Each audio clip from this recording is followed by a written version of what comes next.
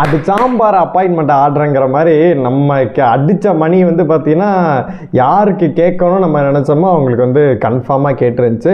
ப்ரோமோவை பார்த்து கூட நம்ம பயந்துக்கிட்டு இருந்தோம். அதாவது ஐயோ கமல் வந்து இப்படி பேசுகிறாரு, உள்ளே போய் பார்த்து எதுவும் இருக்காதே அப்படின்னு சொல்லிட்டு அப்படி பதறிக்கிட்டு இருந்தோம். நம்ம குமுறுனது எல்லாமே பார்த்திங்கன்னா கமல் அவர்களுக்கு வந்து 1% கேட்டிருக்க மாதிரி தான் இன்றைக்கி எபிசோடை பார்க்கும்போது தோணுச்சு.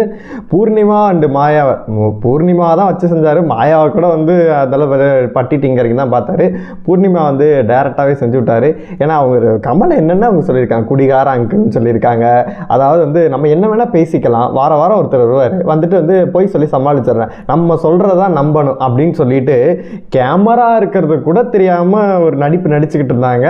அது எல்லாமே இன்னைக்கு வெட்ட வெளியே வந்துருச்சு அப்படின்னு தான் சொன்னேன். எல்லாத்தையுமே ஷோக்குள்ளே போய் பார்த்துடலாம். ஹாய், நான் உங்கள் ஷாம். பிக் பாஸ் சீசன் 7 வந்து இப்போ பார்த்தீங்கன்னா வெறித்தனமாக போயிட்டுருக்கு. நேற்று என்ன ப்ரோ மொக்கையாக இருந்துச்சு, இன்றைக்கி எப்படி இருந்துச்சு அப்படின்னு கேட்டிங்கன்னா, இன்றைக்கி சாட்டர்டேனாலே கமல் அண்ணன் வந்து ஏதாச்சும் உருட்டுவார், மாயா கேங்க்கு சப்போர்ட் பண்ணி ஏதாச்சும் பேசுவார் அப்படின்னு சொல்லிட்டு நம்ம எல்லாம் எதிர்பார்த்துக்கிட்டு இருப்போம். போன வாரம்லாம் அவர் வந்து என்ன கழிவு ஊற்றிக்கிட்டு இருந்தோம். அதாவது கண்டஸ்டண்ட்டாக உள்ளே போயிடலாம்ல, எதுக்குங்க நீங்கள் இந்த மாயா கேங்கோட போய் உட்காந்துக்கிட்டு வேறு யாராச்சும் சிம்பண்ணனாக இருக்கட்டும், வேறு யாராச்சும் வர சொல்லுங்கள், வேறு கண்டஸ்டண்ட்டாக கூட உள்ளே போக சொல்லிடுங்க அப்படின்ற லெவல் பேசிக்கிட்டு இருந்தோம். ஏன்னா சோசியல் மீடியா ஃபுல்லாகவே பார்த்தீங்கன்னா பிரதீப் எவிக்டாய் வெளியில் வந்த பிறகுலேருந்து கமலுக்கு எதிராக பேசிகிட்டு இருக்காங்க. சரி, அது தெரியாமல் பண்ணிட்டாரு அப்படின்னு சொல்லிட்டு கூட வச்சுக்கலாம். அதுக்கப்புறம் பார்த்தீங்கன்னா நிக்சனுக்கு ஒரு முட்டு கொடுத்தார்ல, அதாவது என்னப்பா தௌலத்தாக பேசுகிறேன்னு சொல்லிட்டு ஒன்று சொன்னார்ல, அந்த ஸ்டேட்மெண்ட்டே தப்பு. அதாவது வந்து ஓப்பனிங், அதாவது கிராண்ட் லான்ச் வந்துச்சுல, அதில் நீங்கள் நல்லா பார்த்தீங்கன்னா நார்த் மெட்ராஸை ஒரு மாதிரி இவர் பண்ணியிருப்பார். இங்கே ஒரு கேரக்டர் கமல் இருந்து பார்த்துட்டு உள்ள ஒரு கேரக்டர் போயிட்டு ஒரு விஷயம் பண்ணும். அது நார்த் மெட்ராஸ் தான் பண்ணியிருப்பாரு. நிறைய சமூக வலைதளங்கள் ஃபுல்லாகவே அதை போட்டு கிளியும் கிழிச்சுக்கிட்டு இருந்தாங்க. இப்போ உங்கள் ட்ரூ கலர் வெளியில் வரலையா, இது என்ன கேரக்டர், நீங்கள் தானே வந்து அவங்கள கொச்சப்படுத்துறீங்க, நீங்கள் தான் பிராண்டு குத்துறீங்க அப்படின்னு சொல்லிட்டு கமல் அவர்களை கிளியும் கிழிச்சுக்கிட்டு இருந்தாங்க. அதில் இவரே சொல்லியிருப்பார், அதாவது உங்ககிட்ட பேசி உன் பாசை எனக்கு தொத்திக்கின்னு இருக்குதுப்பா அப்படின்ற மாதிரி இவரே சொல்லியிருப்பார்.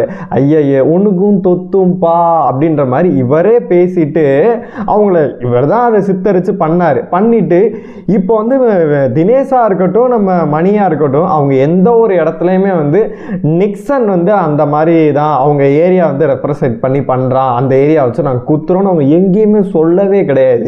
இவர் அரசியல் நோக்கத்துக்கான காழ்ப்புணர்ச்சிக்காண்டி செஞ்ச வேலைகள் மட்டும்தான் அப்படின்னு சொல்லி நம்ம நல்லாவே தெரியுது.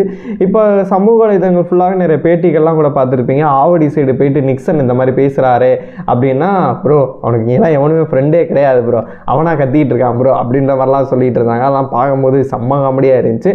இன்றைக்கான டேவை பொறுத்தளவுக்கு ஆண்டவர் அவர்கள் என்ன சம்பவம் செஞ்சார் அப்படின்னு கேட்டிங்கன்னா, பூர்ணிமாவை நிறைய சம்பவம் செய்யணும் அப்படின்னு தான் நம்மளுக்கு இருக்குது.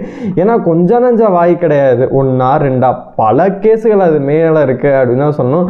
அது எவ்வளவு கெட்ட வார்த்தைகள் பேசியிருக்கு, அதாவது கேண்டில் லைட்டில் ஆரம்பித்து எஃப்ஓ வார்த்தையிலேருந்து தே வார்த்தையிலேருந்து நிறைய வார்த்தைகள், அது ஒரு லிஸ்ட்டே போடலாம். எல்லா வார்த்தைகளுமே அது பேசியிருக்கு.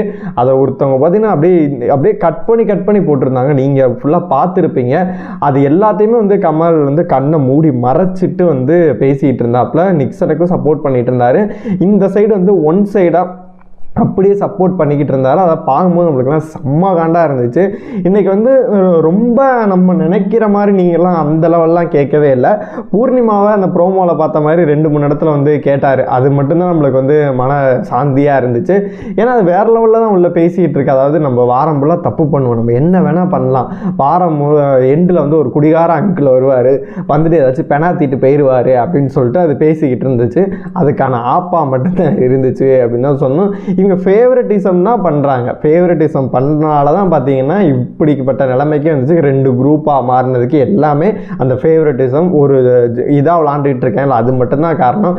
நல்ல பிளேயர்லாம் வெளியில் போகிறதுக்கு காரணமே அதுதான். கமலன்னே சொன்னார்ல ஒரு தடவை, அதாவது நீங்கள் இப்படி பண்ணுறது தகுதி இல்லாத ஒரு பர்சனை வந்து டைட்டில் வாங்க வச்சிடும் அப்படின்னு சொல்லிட்டு அது 100க்கு 100 உண்மை. 2 டீமாக சேர்ந்து பார்த்தீங்கன்னா அதான் பண்ணிகிட்டு இருக்காங்க. நல்லா ஆடக்கூடிய மணி அவர் எதனால் ஆடாமல் போனோம்னா ரவீனாவில் தான் கூட வச்சு செல்லம் சொல்லலாம் வெள்ளான்னு கூட சுற்றிக்கிட்டு இருக்காருல, அவர் மட்டும்தான் வந்து பார்த்தீங்கன்னா நல்லா விளாண்டுக்கிட்டு இருந்தார். இது கூட இன்னைக்கு ஸ்டார்டிங்லேருந்து இப்போ வரைக்கும் இருக்கு, அவர் கேமே ஸ்மாயில் பண்ணிக்கிட்டு இருக்கு அப்படின்னு தான் சொல்லணும். நிறைய பேர் சொல்லுவாங்க, என்ன சொல்லுவாங்கன்னு கேட்டிங்கன்னா, இவங்க உள்ளே இருக்கவங்களே சொல்லுவாங்க, அதாவது ரவீனா மணி ஒன்றா விளாட்றாங்க அப்படின்னு சொல்கிறதுக்கு காரணமே மணி கூட கிடையாது, ரவீனா மட்டும்தான். அந்த ஜோடியாக அமைக்கக்கூடாது, ரவீனாவை வெளிலன்னா வந்து நம்ம மணி சூப்பராகவே கேம் விளாடுவார். இந்த டான்ஸ் மேரத்தான் இதில் வந்து பார்த்தீங்கன்னா அவர் செம்மையாக ஆடினார். இது காசு அள்ளி கொடுத்தனால பார்த்தீங்கன்னா அவரால் ஆட முடியாமல் போயிட்டு வெளியில் தள்ள போச்சு. அதை பற்றி ஆண்டவர் நல்லா பேசியிருந்தா அதெல்லாம் சூப்பராகவே இருந்துச்சு. ஃபைனல் நோக்கி நெருங்கிட்டு இருக்கும்போது இந்த மாதிரிலாம் பண்ணிக்கிட்டு இருக்கக்கூடாதுன்னு சொல்லிட்டு நம்மளுக்கு தெரியுது, உள்ளே இருக்கிறவங்களுக்கு தெரியவே மாட்டேங்குது. இன்னும் ஃபேவரட்டிசம்லாம் பண்ணிக்கிட்டு இருக்காங்க.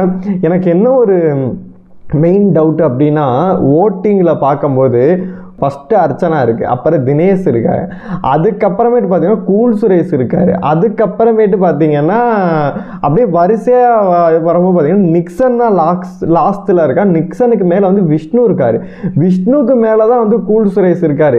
எப்படி நீ கூல் சுரேஷ் வெளியில் போனார் அப்படின்னு தெரியவே இல்லை. நாளைக்கு ஐ திங்க் நிக்சன் தான் வெளியில் போகணும், ஆனால் இவங்க என்ன பண்ணுறாங்கன்னு தெரில. இந்த எவிக்ஷனோட முடிச்சுக்கிறாங்களா இல்லை நாளைக்கு நிக்சனையும் வெளியில் கொண்டு வந்தால் நல்லாயிருக்கு. ஏன்னா கூல் சுரேஷ் போகும்போது கூட அதான் சொல்லிக்கிட்டு இருந்தாரு, நல்லா விளாடுறா நாளைக்கு வந்துடுறா அப்படின்ற மாதிரி தான் சொன்னார்.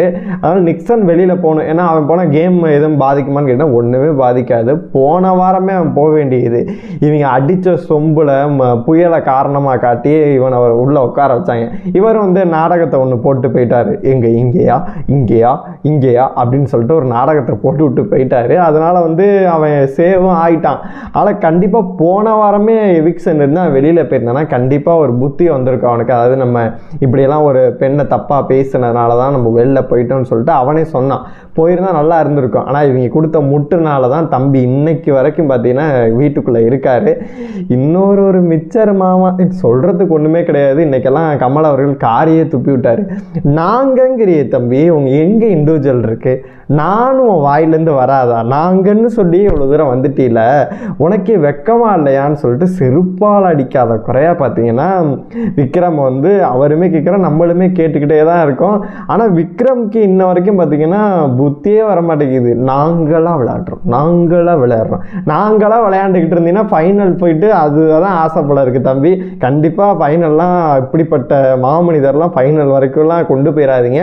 என்னை பொறுத்த வரைக்கும் இன்றைக்கி நிக்சன் வெளியில் வந்துடணும். அதுக்கப்புறமேட்டு மற்ற ஆட்கள் எல்லாமே ஒவ்வொருத்தராக வெளியில் வந்து அந்த ஃபைனல் நோக்கி அர்ச்சனா அண்ட் தினேஷ் இருந்தால் நல்லா இருக்குன்னு சொல்லிட்டு மக்கள் எதிர்பார்க்குறாங்க. என்னோட எதிர்பார்ப்பில் உங்களுக்கு என்ன தோணுதோ மறக்காம கமெண்ட் பாக்ஸில் சொல்லுங்கள். இந்த வீடியோ உங்களுக்கு பிடிச்சா லைக் பண்ணுங்கள், ஷேர் பண்ணுங்கள், கமெண்ட் பண்ணுங்கள். மறக்காமல் டாக்ஸ் ஆஃப் சினிமாவை சப்ஸ்கிரைப் பண்ணுங்கள்.